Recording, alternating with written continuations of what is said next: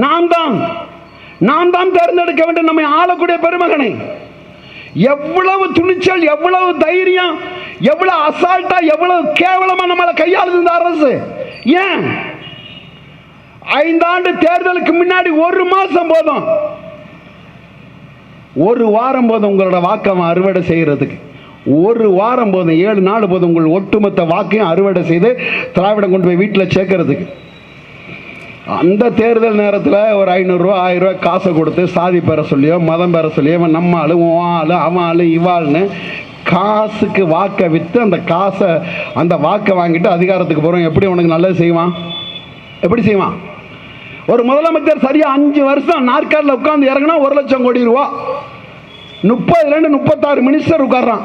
ஆவரேஜா ஒரு மினிஸ்டர் 2000 கோடி ரூபா சம்பாதிப்பான் 5 ஆண்டுகள்ல. 2 லட்சம் கோடி ரூபா ஒரு கட்சி, அது எந்த கட்சியா இருக்கட்டும், அரசு கட்டில ஏறி இறங்கினா 5 வருஷத்துல 2 லட்சம் கோடி ரூபா. முதலமைச்சர் 1 லட்சம் கோடி, மற்ற துறைகள் அமைச்சர், இது அல்லாத அரசு ஊழியர் 2 லட்சத்திலேருந்து 3 லட்சம் கோடி ரூபா 5 ஆண்டுகளுக்கு களவாடுற பணம் மட்டும். தமிழ்நாட்டில், இந்தியாவிலே தமிழ்நாட்டில் தான் அதிகப்படியான டோலு. கவலையும் கிடையாது, உனக்கு அக்கறையும் கிடையாது. உனக்கு சினிமா நடிகன் போதுமே, திரை கவர்ச்சி போதும் தமிழர்களை ஆள்வதற்கு. அதானே 1.5 கோடி தொண்டர்கள் வைத்துக் கொண்டு இருக்கிற திமுக பேசுது. திமுக என்ன செஞ்சான்? உதயநிதியை கொண்டு வரதுக்கு நேரடியாக கொண்டு வந்தானா? இல்ல, 10 படம் எடுத்து கதாநாயகன் நடிச்ச பிறகு உதயநிதியை களத்தை கொண்டு வருது. ஏன்? தமிழர்கள் சினிமா கவர்ச்சியில் பின்னாடி செல்பவர்கள். தமிழர்கள் சினிமா கவர்ச்சி மட்டும் போதும், திரை கவர்ச்சி, திரை பிம்பம் போதும் இந்த நாட்டை ஆளுவதற்கு. அதுதான் தகுதி என்ற காரணத்தினால் அவர் புள்ள இன்ப நிதியின் திரைக்கு வருவார். எந்த போராட்டத்தில் வந்து நின்றாரு விஜய்? சொல்லுங்க பாப்பா, எந்த போராட்டம்? எந்த சிக்கலுக்கு மண்ணோட மக்கள் நின்றாரு? ஒரு தலைவனை எதுல தேடணும்? பொழுதுபோக்கு தளத்திலேயா தலைவனை தேடுவது? போராட்ட காலத்தில் தலைவனை தேடணும். இந்த நிலைமைங்க நடந்த சிக்கல் அத்தனை போராட்ட காலத்திலையும் அண்ணன் சீமான் நின்றான். யாருக்காக பேசல? ஆடு மாடு கோழி கொக்கு அத்தனைக்கும் பேசுறான். தண்ணீர் மாநாடு, மாடுகள் மாநாடு, கடலம்மா மாநாடு, மலைகளின் மாநாடு, எக்காலஜிகள், சூழலியல் அறிவியல் பேசக்கூடிய ஒரு அரசியல் கட்சி நாம் தமிழர் கட்சி தான். என்ன கேவலம்! தமிழனுக்கு உணர்வு இல்லை. அந்த உணர்வு இருக்கு, எதுல இருக்கு? சாதிக்குள்ள இருக்கு. தமிழன் ஒரு ஈன பைய, தமிழன் ஒரு பிக்காளி பைய, தமிழன் ஒரு காட்டு மிராண்டி. எவ்வளவு வேணாலும் தமிழனை திட்டுங்க, ரோசம் சூடு சொர்ணம் எதுவுமே வராது. ஆனால் தமிழனை சாதி பேரை சொல்லி திட்டுனா அவன் தலை இருக்காது. உனக்கு உணர்வு இருக்கு, அது சாதிக்குள்ள இருக்கு. இனத்துக்குள்ள இருந்தா நீ சரியா இருந்திருப்ப. நீ சாதிக்குள்ளேயும் மதத்துக்குள்ளேயும் உணர்வை வச்சுட்ட வந்த திராவிடம் ஆண்டுகிட்டு இருக்கான். திராவிடராடா நீங்கெல்லாம். நம்மெல்லாம் திராவிடனான தமிழனால வந்தவன் போறவன் ஆடுறதுக்கு ஏற்படுத்தப்பட்ட ஒரு பிம்பம். அது ஃபேப்ரிகேட்டட் ஸ்டோரி, ஃபேப்ரிகேட்டட் ஐடியாலஜி, கட்டுக்கதை, கருப்பண கதை திராவிடங்கிறது. தமிழ்நாட்டிலே ஒரு அரசியல் கட்சி, ஒரு அரசியல் இயக்கம் கொள்கை முழக்கத்தோட தான் கட்சி தொடங்கிய போது எந்த தத்துவத்தை, எந்த கொள்கையை அடிப்படையாக வைத்து கட்சியை தொடங்கினாரோ கட்சியின் தலைவர் சீமான் அவர்கள், இன்று வரை அதே தத்துவத்திலே, அதே கொள்கையிலே ஒரு கட்சி பயணிக்கிறது. தோல்விக்கு மேல் தோல்விதான், துவண்டு விடவில்லை. தொடர்ச்சியாக தனித்தே களமாடுகிறோம். இந்த மண்ணுக்கு தேசிய கட்சிகள் ஒருபோதும் தேவையில்லை. காங்கிரஸோ பிஜேபியோ இந்த மண்ணுக்கு தேவையில்லாத கட்சிகள். இந்த மண்ணை பொன்னான 50 ஆண்டுகளில் சீரழித்து நாசமாக்கியது திராவிட கட்சிகள். அது கூட ஒருபோதும் கூட்டணி இல்லை.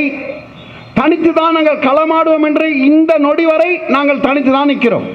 காரணம் எமது தத்துவம், எமது கொள்கை, அதுதான் எம்மை வழிநடத்துகிறது. என்ன கொள்கை?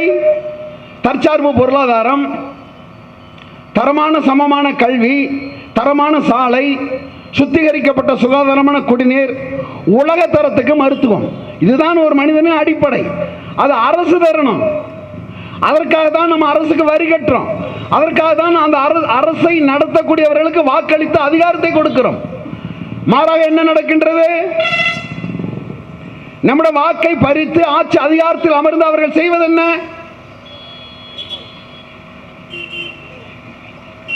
நிலமெங்கும் சிக்கல். போராடாத மக்கள் இல்லை, போராடாத துறைகள் இல்லை. ஆசிரியர் பெருமக்கள் எதிர்கால இந்தியாவை வகுப்பறை தீர்மானிக்கிறது என்கிறார்கள்.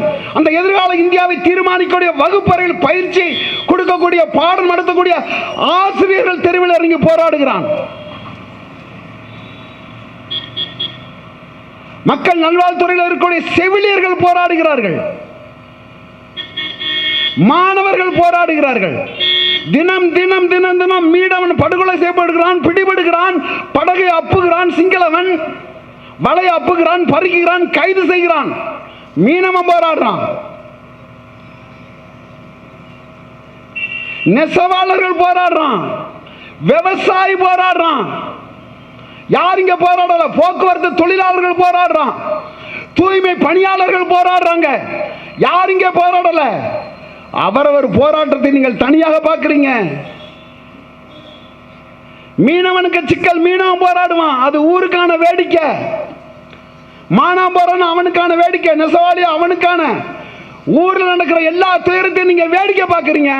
உங்களுக்கு நடக்கிற துயரத்தை ஊரே வேடிக்கை பார்க்குது. அரசியல் உரிமை இழக்கப்பட்ட ஒரு இனம். உலகில் வாழக்கூடிய எல்லா தேசிய இனங்களும் எப்படி வாழ்கிறதோ அப்படி பெருமைக்க ஒரு வாழ்வை வாழணும். எதற்காக வாக்களிக்கணும்? எதற்காக நமக்கு ஒரு பிரதிநிதி? எதற்கு சட்டமன்றம்? உங்கள் வாக்கை வாங்கி வந்த இந்த எம்எல்ஏ சட்டமன்ற உறுப்பினர் உங்களுக்கு செய்தது என்ன?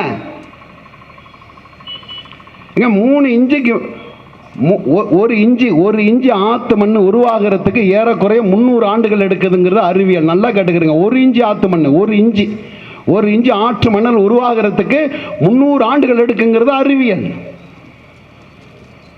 உலகத்தின் தலை சிறந்த நீர் வடிகட்டி ஆற்று மண், உலகத்தின் தலை சிறந்த நீர் தேக்கி ஆற்று மண். 3 அடிக்கு மேல இவ்வளவுதான் 3 அடிக்கு மேல மண் அள்ளக்கூடாது என்பது உச்ச நீதிமன்றத்தின் தீர்ப்பு. ஆத்திலே மணலை அள்ளினால் 6 செத்து விடும்.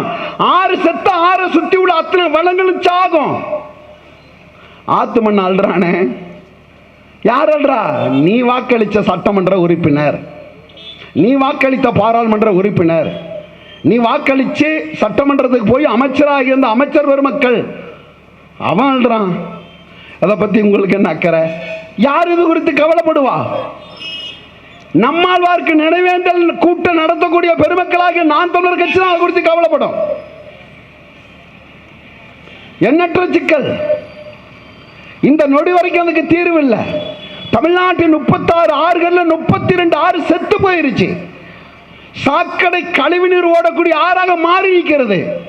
உலகத்தில் 28 லட்சம் ஏக்கர் சமபரப்பை கொண்ட ஒரே பகுதி நம் டெல்டா பகுதி. அது நடுநாயகமா நடுவுல இருக்கிறது இந்த திருவையாறு. எப்படி இருக்கு திருவையாறு? இந்த நிலையெல்லாம் மாறணும்னா உங்களுக்கு ஒரு வாய்ப்பு தான் இருக்கு. நல்ல அரசியலை தேர்ந்தெடுக்கணும்.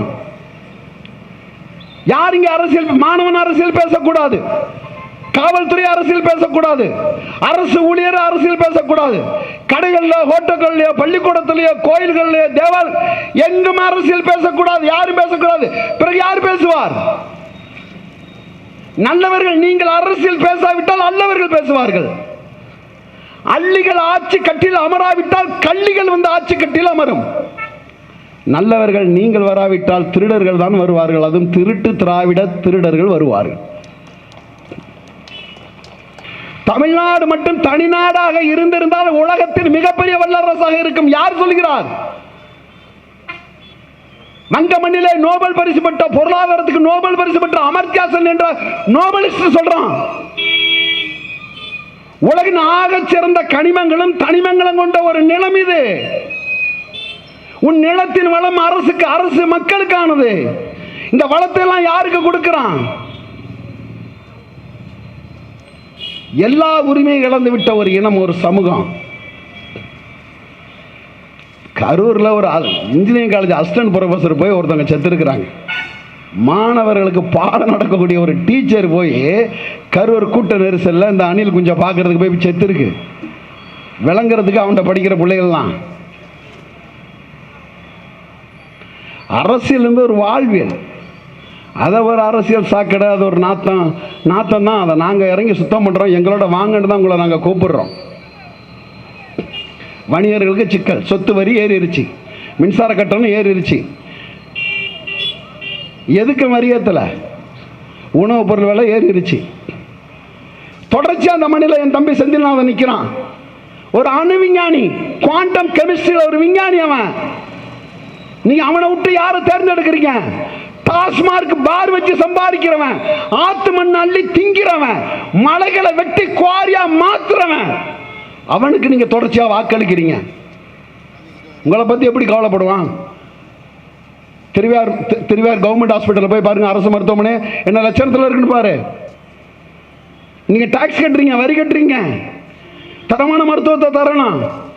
12,000 ஆசிரியர் பணியிடங்கள் காலியா இருக்கு, 8,000 நர்ஸ் பணிகள் காலியா இருக்கு, 12,000 உதவி செவிலியர்கள் பணி காலியா இருக்கு, காவல்துறையில் பணி காலி, 2.5 லட்சம் பேர் பணி மட்டும் காலியா இருக்கு. எப்படி அரசு இயங்கும்? ஸ்டாலின் முதலமைச்சராக ஏறுறதுக்கு முன்னாடி தமிழ்நாட்டோட கடன் 3.5 லட்சம் கோடி, இன்னைக்கு 9 லட்சம் கோடி. இது யார் தலையில விடும்? எப்படி அரசு வரி கட்டும்? எப்படி அரசு வட்டி கட்டும்? யாரு கட்டும்? உன் தலையில வச்சு கட்டும், உன் தலையை அடமான வச்சு கட்டும். உன் வீட்டுக்கு, நீ குடிக்கிற தண்ணிக்கு, எரிக்கிற மின்சாரத்துக்கு, நடக்கிற சாலைக்கு அத்தனைக்கும் வரி மேல வரி போட்டு போட்டு உன்ட உரிமை தான் கட்டுவான். எப்படி கட்டுவான்? விமர்சனம் பண்றானுங்க. பெரியார பேசுறோமா? என்ன பெரியாரு? நம்மால் வர விடவடா பெரியாரு. நம்மால் வர கால் செருப்பு கிடையாதுடா தந்தை பெரியாரு. புடுங்கடா பெரியாரு. இந்த நிலைமைக்கு நடந்தான். யூரியா பொட்டாச பாக்சண்ட் அவளே நீ போட்டினா மண்ணு செத்து போயிரும்டான். ஒரு மண்புழு கிடையாது. 200 முறை ஒரு நாள் குறையாம மண்புழு விழும். உழுதுகிட்டே இருக்கும். மண்புழு செத்து போச்சு, மண்ணு நஞ்சாயிருச்சு, மண்ணு மலடாயிருச்சு, கொட்டிக்கிட்டே இருக்கிறான். இடுபொருள் 30,000 ரூபா 35,000 ரூபா வருது. இடுபொருள் செலவு மட்டும் ஒரு ஏக்கருக்கு. என்ன கிடைக்கும் விவசாயிக்கு? என்ன கிடைக்கும்? சர்றா அந்த விவசாயத்தை விளை வச்சு கஷ்டப்பட்டு வெம்பாடுபட்டு கடனை வாங்கி அண்டா கொண்டு அடமான வச்சு நட்டு வளர்த்து அறுவடை செஞ்சு அந்த நெல்லை விற்க கொண்டு வர இடத்துல நல்ல ஆளா இருந்தா ஒரு கிடவுன் கட்டிருப்பியா? ஒரு வேர் ஹவுஸ் இருக்காடா நெல் அடுக்க? இது என்ன நாடு? அது சாராய கடையை பாதுகாக்கிறதுக்கு துப்பாக்கி ஏந்திய காவல்துறையை வச்சிருக்கான். குடிகார பைய அரசு அப்படித்தானே இருக்கும், அப்படிதான் இருக்கும். இது வரைக்கும் சாவரம் பாவமா இருக்கு. முளைச்சிருச்சு, மலையில நெல்லு முட்டை முளைச்சிருச்சு, நெல்லு முளைச்சிருச்சு, கஷ்டம் கஷ்டம் கதறான் தினம் தினம் விவசாயி. எதையும் கண்டுகொள்ளாத ஒரு அரசு, இதுகளை பற்றி பேசாத ஊடகங்கள், இதுகளை பற்றி பேசாத அரசியல்வாதிகள் எப்படி வழங்காது? மக்களுக்கு எப்படி தெரியும்? நாம் தான் அதெல்லாம் மாற்றணும். நீங்க நினைப்பீங்க நாம் தமிழர் கட்சி 2% ஓட்டு வச்சிருக்கவனுக்கு 400 கோடி 10 சீட்டு 15 சீட்டு பேசுறானுங்க. 3 விழுக்காடு வச்சிருக்கவன். தமிழ்நாட்டிலேயே திமுக அண்ணா திமுகவுக்கு அடுத்தபடியான வாக்கு வங்கியை வச்சிருக்க ஒரே கட்சி நாம் தமிழர். இன்றைய கரண்ட் மார்க்கெட் தெரியுமா? நாம் தமிழரோட மார்க்கெட்டு கைட்லைன் வேல்யூ இல்லை, கமர்ஷியல் ரேட்டு என்ன தெரியுமில?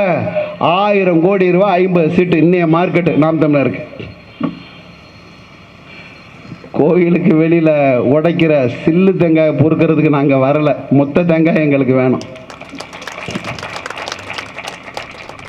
அதுக்காக வந்து நிற்கிறோம். நாங்கள் 4 சீட்டு 3 சீட்டு வாங்கிட்டு ஏன்டா அவன் முட்டி போட்டுக்கிட்டு எதையும் பேசாமல் என்ன எதுக்குன்னு அந்த 4 சீட்டு 3 சீட்லாம்? பறையர் சமுதாயத்து தலைவரை பக்கத்தில் வச்சுக்கிட்டான், படையாட்சி சமுதாய தலைவரை பக்கத்தில் வச்சுக்கிட்டான், இஸ்லாமிய மார்க்கத்தை சேர்ந்த தலைவரை பக்கத்தில் வச்சுக்கிட்டான், கோனார் சமுதாயத்தை சேர்ந்த தலைவரை பக்கத்தில் வச்சுட்டான். இதை பூரா வச்சு நீ 3 சீட்டு, உனக்கு 4 சீட்டு, நாடாரா 2 சீட்டு, உடையாரா 1 சீட்டு, கோனாரா 1 சீட்டு, வண்டியாரா 15 சீட்டு, பறையரா 8 சீட்டு, ஒட்டு மொத்தமாக ஒரு 40-50 சீட்டில் தமிழனை பூரா அடைச்சிட்டு முழுக்க திராவிடம் நிற்கிறான். 36 அமைச்சர் தமிழ்நாட்டில், அதில் 9 அமைச்சர் பிறமொழியாளர், 234 சட்டமன்ற உறுப்பினர்கள், 64 சட்டமன்ற உறுப்பினர் பிற மொழியாளர், 39 பாண்டிச்சேரியோடு சேர்த்து 40 பாராளுமன்ற உறுப்பினர்கள், 18 பாராளுமன்ற உறுப்பினர் பிற மொழியாளர். எங்கேயாவது எந்த மாநிலத்தில் பிற மொழியாளர் இப்படி வர முடியுமாடா? அதிகாரத்தில் வர முடியுமா? என்ன பெரிய நீ எப்படி வச்சிருக்கான் பாரு. ஒரு எம்எல்ஏ கூட நீ கர்நாடகாவில் வர முடியாது. 1.5 கோடி பேர் நீ. 75 லட்சம் பேர் ஆந்திராவில், ஒரு கவுன்சிலர் கூட நீ வர முடியாது. 75 லட்சம் பேர் கேரளாவில், ஒரு எம்எல்ஏ கூட உன்னால் வர முடியாது. ஆனால் இங்கே எல்லாரும் வரலாம். இந்த நிலை மாறணும்னா உங்களுக்கு ஒரு வாய்ப்பு இருக்குது. அது விவசாய சின்னம் தான். அதுலேயும் ஒரு படித்த ஒரு பேராசிரியர், ஒரு முனைவர் இங்கே நிற்கிறான். நீங்கள் படித்தவனுக்கு வாக்களிக்கணும், படித்தவங்க வாங்கன்னு கூப்பிட்றீங்க. படித்தவங்க வந்தால் நிற்கிறோம். நாங்கள் எங்களுக்கு அதிகாரத்தை நாங்கள் கேட்குறோம், அதிகார பசியோடு நிற்கிறோம். எல்லா சிக்கல்களுக்கும் தீர்வு ஒன்று தான். புரட்சியாளர் அம்பேத்கர் சொல்கிறார், தன் வாழ்நாளில் 64,000 புத்தகங்களை படித்த மாமேதை, இந்தியாவின் சட்டமைச்சர், இந்த நாட்டின் போற்றத்தக்க பெரும் ஆசான் புரட்சியாளர் அம்பேத்கர் சொல்றார், எல்லா துன்ப புட்டுகளுக்குமான திறவுகள் அரசியல் ஆட்சி அதிகாரம் என்பார். அந்த அரசியல் ஆட்சி அதிகாரத்தை தான் உங்க பிள்ளைகள் உங்களிடத்துல கேட்டு நிற்கிறான். அதிகாரத்தை தான் நாங்கள் பார்த்துக்கிறோம். 1,00,000 கோடி ரூபா மத்திய அரசுக்கு இந்த அரசாங்கம் ஜிஎஸ்டியாக கட்டுது. 38,000 கோடி ரூபா திருப்பி தர்றான், பிச்சை போடுறான். அதே 1,00,000 ரூபா உத்தரப்பிரதேசம் கட்டுது, 2,75,000 கோடி ரூபா கொடுக்குறான். யார்? அவன் பாரத் மாதா, அந்த ஆத்தா கொடுக்குறான். உத்தரப்பிரதேசத்துக்கு 1 லட்சம் கட்டுனா 2,75,000 கோடி ரூபா. தமிழ்நாட்டில் மானம் இல்லை, ஈனத்தனமா கேணத்தனமா முட்டாள்தனமாக இருக்கக்கூடிய தமிழர்கள் 1 லட்சம் கோடி ரூபா கட்டினா மத்திய அரசுக்கு 38,000 கோடி ரூபா தர்றான். இது எப்படி ஸ்டாலின் ஃபைட் பண்ணி வாங்கணும்? கடிதம் எழுதுறாரு, லவ் லெட்டராடா பைத்தியக்காரா, கடிதம் எழுதுறாரு, தாடா வரிதா, நான் கட்டின என் மக்களோட வரி பணம் திருப்பி தானு கேட்கணும், போராடணும். நல்ல ஆன்மகனை முதலமைச்சரை நீங்க தேர்ந்தெடுக்கணும்.